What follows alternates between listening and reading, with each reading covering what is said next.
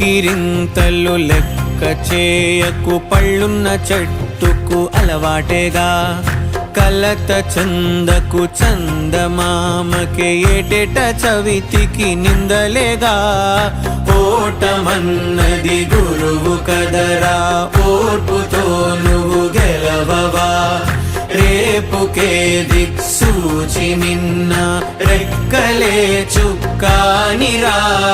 నీరు నేల ఆకాశం నీపై చూపెను పాశం. దారే తప్పిన పాదాలు గాడిన పడితే సంతోషం. తరతరాల చెమట చుక్కలు లాల పోసెను భూమికే.